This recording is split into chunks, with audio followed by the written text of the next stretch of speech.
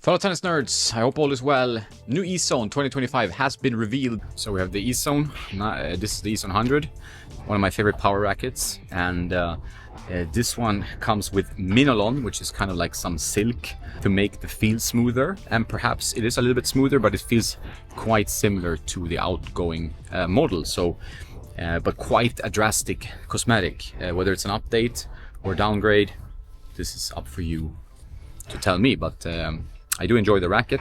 I think it's very easy transition for old Ezone users to get to this new one, but the cosmetic might be a bit of a divider for most people. You are in very different camps depending on how much you like the cosmetic or not. I know the feeling. First time I saw it, I was like, wow, and but it's growing on me slowly. And as you know, if you're looking at a racket in person, it's usually much better than in pictures, right? So you need to hold it in your hand. I still urge racket manufacturers to go glossy more than they do with the matte cosmetics. I think this one would look much better in glossy. This is sadly only reserved for some pros, it seems like, but it still is a design that is kind of growing on you. But in this video, we're not going to only talk about the cosmetic. We're also going to talk about my first impressions after a couple of hours with this Ezone 2025, the 98 and 100 I tried in San Luis Obispo a few weeks ago when I went to the Tennis Warehouse headquarters. I have not received any demos here in Spain or in Malta to try rackets myself. Sadly for me, it's not that easy. Sometimes the manufacturers don't send on time. Sometimes they forget that I exist, which is a bit funny. I've been doing this for so many years and I still need to kind of chase racket companies for demos. I find it to be a little bit nuts. But anyway, I've had a few hours with these, so I can talk about my very first impressions, and then you will expect a longer review when I have more time with these frames. Because as you know, you need time to properly test and evaluate rackets, but I have some years in this business, and I feel like I have some opinions already about the new Ezone 2025. Starting with the tagline, play full power. It's tough to come up with new taglines. I worked as a copywriter before. Not sure I could come up with something much better. That's what it is. It's a powerful racket. It is a little bit childish, the design, I would say. Maybe they are kind of targeting a younger audience. I can understand that. Most of you watching maybe are not younger, so maybe you want like a blacked out frame, kind of like what I would have liked. But then on the other hand, the companies, they want to attract a wider audience, not only us racket nerds. So this is completely understood. Engineered to playful perfection with plush feel and an extra large sweet spot. So the isometric head shape, as you know, Yonex claims it makes the racket 7% larger. I don't have any data whether or not it does that. It does feel like the racket plays a little bit of a larger head size, but as you might know with sweet spot, it's like the larger the sweet spot, the less sweet it is, the less you feel it. So if you have a smaller sweet spot, you really feel the ball, and that kind of has its pros and cons as well. So if you have a very large sweet spot, even when you hit outside, doesn't mean the ball will go in, right? So as you know, sweet spot sizes can be a little bit of a topic of discussion. They've changed the mold here. So the mold is the structure of the racket, how it is designed. Not only the cosmetic, but actually the mold and the layup. We'll get into the layup. They call this energizing isometric. So it's an expanded frame top. This is similar to what they try to do with the V-Core line. So widened beam width at the top to make it an even larger sweet spot, I guess. More responsiveness and power is what they claim. Explosive shots with less effort.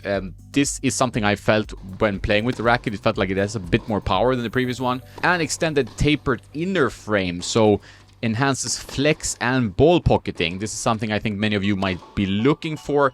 I think one of the usual complaints about the Yonex rackets is that they're a bit too dampened, and one of the culprits maybe is something we're getting to, the VDM tech. So it's supposed to deliver a softer, more controlled feel. So there are some changes to the mold here. Big applause, Yonex, that you're trying to do new things when you're releasing rackets. I really like this. Not only tweaking the layup a little bit and then releasing a new frame. It's actually something that is new here. Plush feel. So here we get into the feel department. This is where I think many of you are curious. How does it feel? Many of you might feel like the previous generation was a bit muted, dampened, and a bit trickier on the drop shots and so on. That's something I felt from time to time. So what is new here is a unique material, and I would say unique. I've never heard of anything similar for racket manufacturing. That's called minolon or minolon, tucked between the graphite plates of the shaft.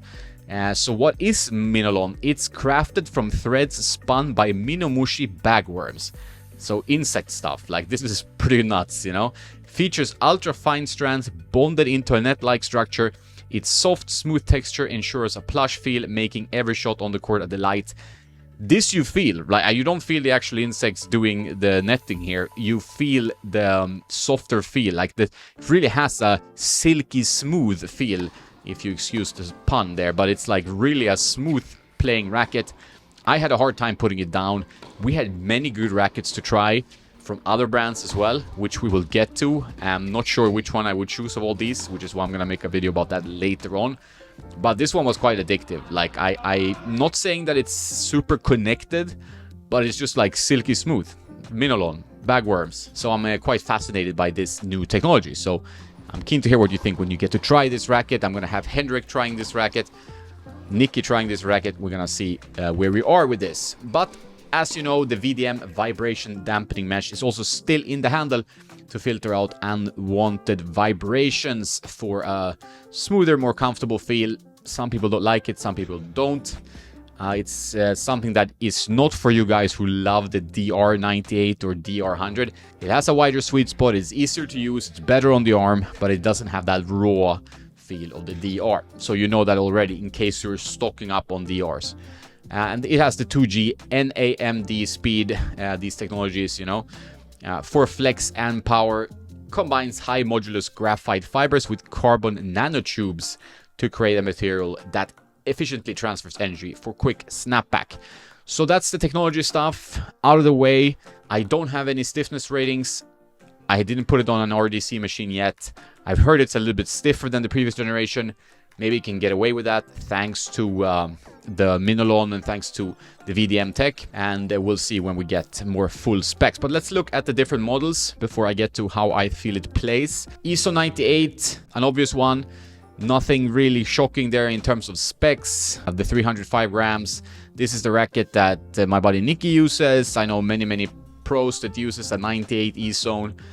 It's a great frame, one of those modern, gives you power but still some control. There's also a plus length version, 27.5 inches, for you who like more extended rackets as well. That's also true for the 100 range rackets. So the 100, which was the one I liked the most of the previous generation, hitting 98 and 100 again side by side. I felt like the 100 was the one that really spoke to me. I feel like the 98 needs weight. It's a bit too low swing weight for a 98 range racket, so when you add weight to it, it improves the playability of that frame, but you can't really play it in stock form, in my opinion. I feel like the 100, you can play it stock form, you can add a little bit of weight, it still plays great. So the 100 is still my fave after a few hours. I need more time. As I said, if I get any demos, I will try them more. And there's also 100 plus, where we have Casper Ruud, for example, endorsing that one, but he's using the DR edition, as far as I know. We have the lighter editions, of course, the 100L, the 98L. We go down in weight a bit. And we have the Tour version of the 98. That's a 315 grams unstrung. Was pretty good in the previous generation. We'll see how it plays in this generation. I haven't tried that yet. And we have the 100 Super Light, we have the 105, we have the 110, we have the 115, we have the Ace, which is 102 and very light. So, bunch of Ezones for all levels, tastes, and whatnot, if you enjoy this type of racket.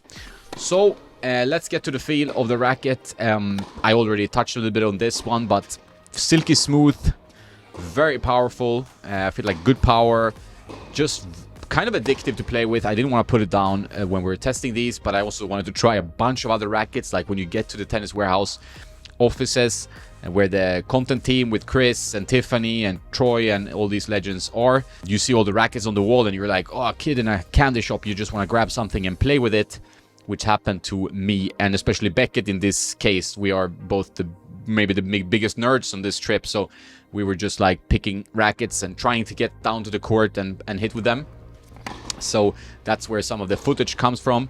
And this was one of the ones that that impressed me. I think for 2025 we're gonna have so many good releases, it's gonna be tough to choose. That's why I'm gonna make a video about that soon, because I think it's going to be a very, very good year for rackets, but it's going to be a tough year for consumers to pick the one for you, because there's also like smaller brands bringing out rackets that are very good. So yeah, it's going to be tricky to choose. When you find something you like, maybe you should stick to that. Otherwise, you go into the racket jungle, and you know how difficult it is.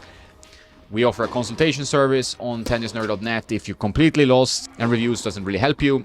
But overall, yeah, it's going to be tough to choose, but maybe it's a luxury problem because these products are good. But overall, silky smooth, still quite dampened. Like, it's not the most connected feel. As I said, don't expect the DR edition. Expect it to be a bit dampened, but pillowy in a way, in the way it hits. And I still felt like I could control the ball with good depth, even with the 100. The 98, I felt needed weight. I felt like it was a little bit under spec. These were the ones that Tennis Warehouse had in their office, so obviously you buy something, you're gonna get a slightly different spec, but overall I think this is what we can expect. Bit of weight on the 98. You can play the 100 in stock form, but overall I felt like a not a substantial but a gradual improvement. And I would, when asked, even to compared with the like nice Aqua Night edition and this one, I would still go for the Minolon one, the 2025 8th generation Ezone, because I felt like that was more fun to use. Sweet spot was a bit expanded. I got even more power, which is something I need these days. More of a fun racket. I do get many of you that might want to stock up on the Aqua Night now, or the original blue 2022 edition, because you were like, ooh, this is a Barbie racket. Like, there are many comments that were quite funny on the real video that I did, and I understand you. Like, it's not gonna be very easy going with everyone, but maybe there will be a blacked out version for you guys who don't like this. But it is growing on me, and I feel like, for me, the playability wins, right? So the ugliest racket in the universe, that's some alien handed to me, but it plays much better than everything else. I'm going to play with that one. I'm not going to care so much about the cosmetic. Of course, I want the racket to look good according to my personal taste, but playability always wins. You want to win points. You want to play good tennis and have fun on the court. So that's where the cosmetic is not so important. That's my first impressions. I'm excited about this line. I'm excited about this year in tennis rackets. Gonna have so much work and content and things to test. I'm working on many reviews as I'm speaking to you.